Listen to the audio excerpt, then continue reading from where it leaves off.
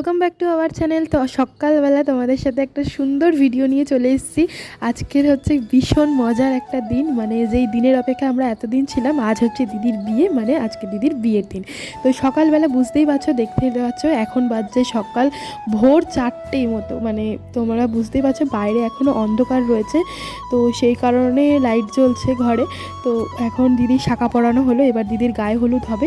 এখন হালকা হালকা আলো ফুটেছে, এখন প্রায় 5:30 পৌনে 6টার মতো বাজছে।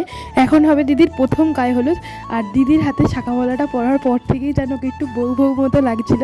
যাই হোক, আজকের বিয়ে হয়ে যাওয়ার পর তো পুরো বউই হয়ে যাবে। তো ভীষণই মজা লাগছে আজকের দিনটাতে। আর এখানে দেখো ওকে হলুদ মাখাবে বলে সবাই মিলে রেডি হয়ে গেছে একেবারে। তো ওকে পুরো হলুদ মাখিয়ে একদম ভূত করে দেবে, সেই রকমই টেন্ডেন্সি ছিল ওদের একদম। তো ভিডিওটা তোমরা দেখতে থাকো, তাহলেই বুঝতে পারবে যে ওকে কেমন লাগছে। কি এই গায়ে হলুদের সময় না আমরা প্রচুর মজা করেছি, মানে ভীষণ মজা করেছি বলতে গেলে। পুরো দিনটাই মজার ছিল একদম, মানে খুব আনন্দ করে দিনটা কাটিয়েছি, খুব মিসও করছি দিনটাকে।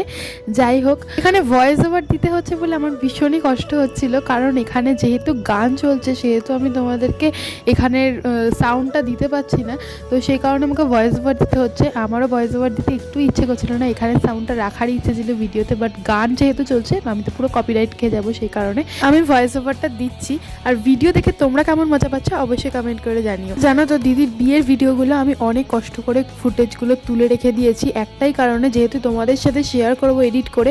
আর তার মধ্যে এই ভিডিওগুলো যদি তোমাদের কাছে শেয়ার করে রাখি, মানে ইউটিউবে পোস্ট করে রাখি, তাহলে পরে গিয়েও আমি এই ভিডিওগুলো দেখতে পারবো। আর ফোনের মধ্যে তো সব ভিডিও রাখা সম্ভব নয়, স্টোরেজ ফুল হয়ে যায়। আর ইউটিউবে কি আমি সবসময় ওটা পোস্ট করলে দেখতেই পারবো। তো সেই কারণে এত সুন্দর করে আমি এই ভিডিওগুলো বানিয়েছি, যাতে আমি পরে গিয়েও ভিডিওটা দেখে মনে করতে পারি সেই দিনে আমি কি করেছি। তাই এত সুন্দর করে আমার বানানো।